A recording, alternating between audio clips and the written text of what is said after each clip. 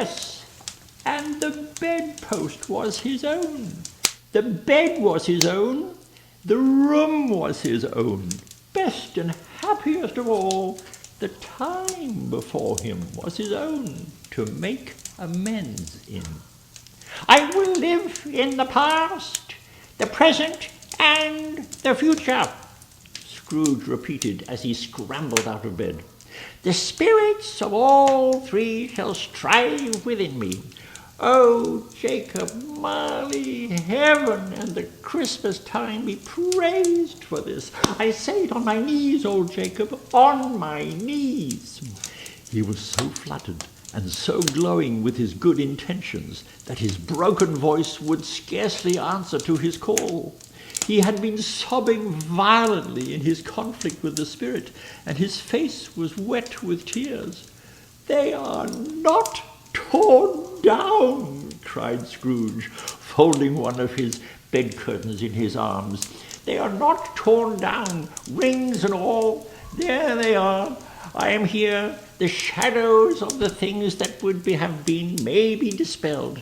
They will be. I know they will. His hands were busy with his garments all this time, turning them inside out, putting them on upside down, tearing them, mislaying them, making them parties to every kind of extravagance. I don't know what to do, cried Scrooge, laughing and crying at the same breath, and making a perfect lacoon of himself with his stockings. I am as light as a feather. I am as happy as an angel.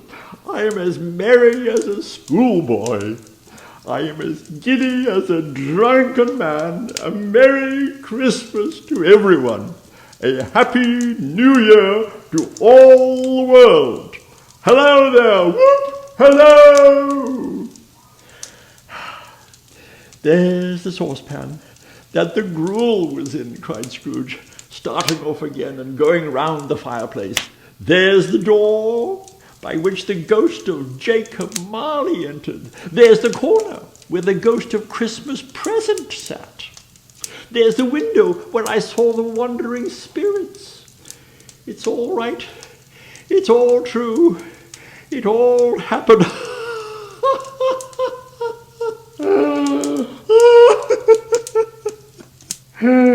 Really, for a man who had been out of practice for so many years, it was a splendid laugh, a most illustrious laugh. The father of a long line of brilliant laughs. I don't know what day of month it is, said Scrooge. I don't know how long I've been among the spirits. I don't know anything. I'm quite a baby. Never mind. I don't care. I'd rather be a baby. Hello! Whoop! Hello there! He was checked in his transports by the churches ringing out the lustiest peals he had ever heard. Clash, clang, hammer, ding dong, bell, bell, ding dong, hammer, clang, clash. Oh, glorious, glorious. Running to the window, he opened it and put out his head. No fog, no mist, clear, bright, jovial, stirring, cold, cold, piping for the blood to dance to, golden sunlight, heavenly sky, sweet fresh air, merry bells. Oh, glorious, glorious.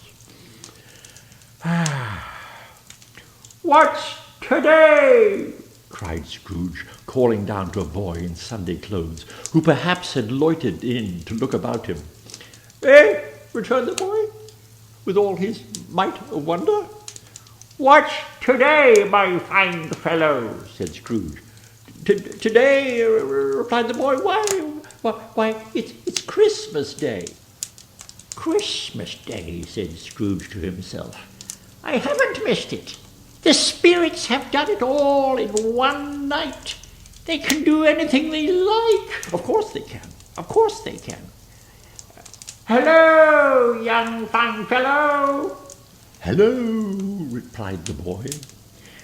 Do you know the poulterers in the next street but one at the corner? Scrooge inquired. I should hope that I did, replied the lad. An intelligent boy, said Scrooge, a remarkable boy. Do you know whether they've sold the prize turkey that was hanging up there?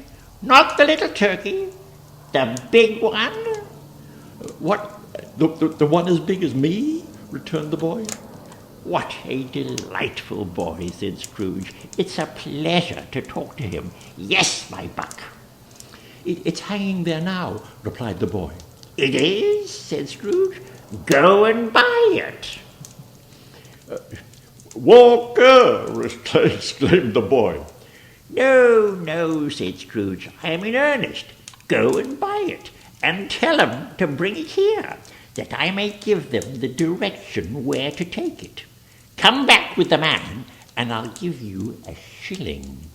Come back with him in less than 5 minutes, and I'll give you half a crown. The boy was off like a shot.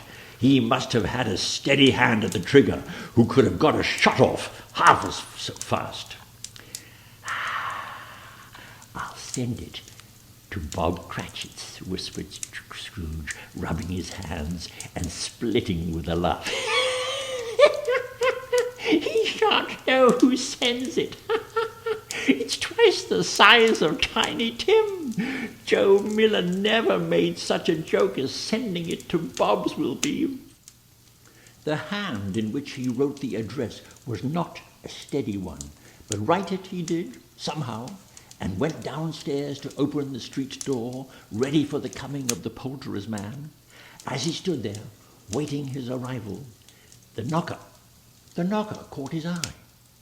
I shall love it as long as I live, cried Scrooge, patting it with his hand. I scarcely ever looked at it before. What an honest expression it has in its face. What a wonderful knocker. Here's the turkey. Hello! Whoop! How are you? Merry Christmas! It was a turkey. It was a turkey. He never could have stood upon his legs, that bird. He would have snapped him off short in a minute, like sticks of sealing wax. Why, it's impossible to carry that to Camden Town, said Scrooge. He must have a cab. The chuckle with which he said this, and the chuckle with which he paid for the turkey, and the chuckle with which he paid for the cab, and the chuckle with which he recompensed the boy, were only to be exceeded by the chuckle with which he sat down breathless in his chair again, and chuckled till he cried.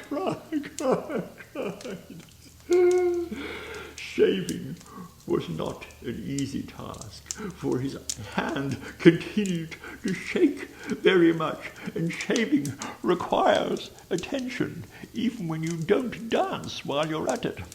But if he could have cut the end of his nose off, he would have put a piece of sticking plaster over it and been quite satisfied. He dressed himself all in his best, and at last got out into the streets. The people were by this time pouring forth, as he had seen them with the ghost of Christmas present. And walking with his hands behind him, Scrooge regarded every one with a delighted smile. He looked so irresistibly pleasant, in a word, that 3 or 4 good-humored fellows said, "A good morning to you, sir! A Merry Christmas to you!" And Scrooge said often afterwards that of all the blithe sounds he had ever heard, those were the blithest in his ears. He had not gone far when coming on towards him, he beheld the portly gentleman who had walked into his counting-house the day before, and said, "Scrooge and Marley's, I believe."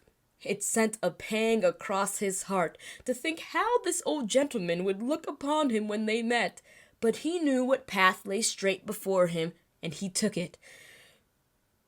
"My dear sir," said Scrooge, quickening his pace, taking the old gentleman by both his hands, "how do you do? I hope you succeeded yesterday. It was very kind of you. A Merry Christmas to you, sir!"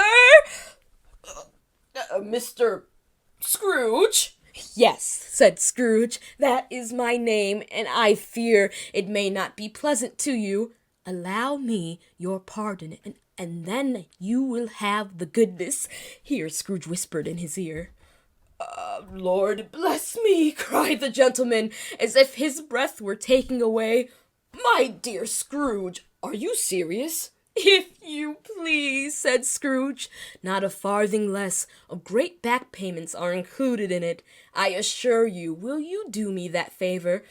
"Ah, my dear sir," said the other, shaking hands with him, "I don't know what to say to such a unified—" "Don't say anything, please," retorted Scrooge. "Come and see me. Will you come and see me?" I will," cried the old gentleman, and it was clear he meant to do it. "Thank ye," said Scrooge. "I am much obligated to you. I thank you 50 times. Bless you." Oh, he went to the church and walked about the streets and watched the people hurrying to and fro, and patted children on the head and questioned beggars, and looked down into the kitchens and houses and up to the windows, and found that everything could yield him pleasure. He had never dreamed that any walk, that anything, could give him so much happiness. In the afternoon, he turned his steps towards his nephew's house. He passed the door a dozen of times before he had the courage to go up and knock, but he made a dash and did it. "Is your master home, my dear?" said Scrooge to the girl. A nice girl, very. "Yes, sir." "Where is he, my love?" said Scrooge. "He's in the dining room, sir, along with mistress. I'll show you upstairs, if you please." "Thank ye. He knows me," said Scrooge, with his hands already on the dining room lock. "I'll go in here, my dear." He turned it gently and sidled his face in round the door. They were looking at the table, which was spread out in great array, for these young housekeepers are always nervous on such points, and like to see that everything is right. "Fred!" said Scrooge. Dear heart alive, how his niece by marriage started. Scrooge had forgotten for the moment about her sitting in the corner with the footstool, or he wouldn't have done it on any account. "Why, bless my soul!" cried Fred. "Who is that?" "It is I, your Uncle Scrooge. I have come to dinner. Will you let me in, Fred?" "Let him in!" It is a Mary. He didn't shake his arms off. He was at home in 5 minutes. Nothing could be heartier. His niece looked just the same. So did Topper when he came in. So did the plump sister when she came in. So did everyone when they came. Wonderful party, wonderful games, wonderful unanimity, wonderful happiness. But he was early at the office the next morning. Oh, he was early there. He could have been there first and catch Bob Cratchit coming late. That was the thing he had set his heart upon. And he did it. Yes, he did it. The clock struck 9, no Bob. 1/4 past, no Bob. He was full 18 minutes and a half behind his time. Scrooge sat there with his door wide open, that he might see him come into the tank. His hat was off before he opened the door. His comforter, too. He was on his stool in a jiffy, driving away with his pen as if he was trying to overtake 9 o'clock. "Hello," growled Scrooge, in his accustomed voice, as near as he could feign it. "What do you mean by coming here at this time of day?" "I am very sorry, sir," said Bob. I'm behind my time." "You are," repeated Scrooge. "Yes, I think you are. Step this way, sir, if you please." It was only once a year, sir," pleaded Bob, appearing from the tank. It shall not be repeated. I was making rather merry yesterday, sir." "Now, I'll tell you what, my friend," said Scrooge. "I am not going to stand for this sort any longer, and therefore," he continued, leaping from his stool and giving Bob such a dig in the waistcoat that he staggered back into the tank again, "and therefore I am about to raise your salary." Bob trembled and got a little nearer to the ruler. He had a momentary idea of knocking Scrooge down with it, holding him and calling to the people in the court for help in a strait waistcoat. "A Merry Christmas, Bob," said Scrooge, with an earnestness that could not be mistaken, as he clapped him on the back.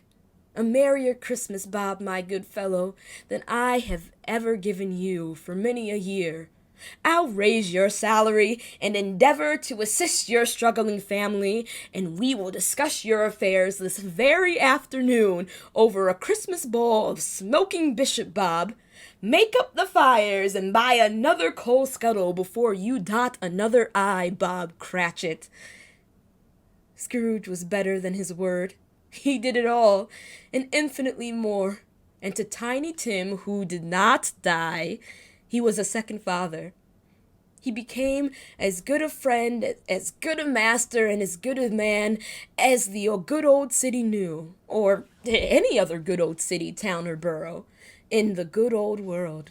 Some people laughed to see the alteration in him, but he let them laugh, and little heeded them, for he was wise enough to know that nothing ever happened on this globe for good, at which some people did not have their fill of laughter in the outset.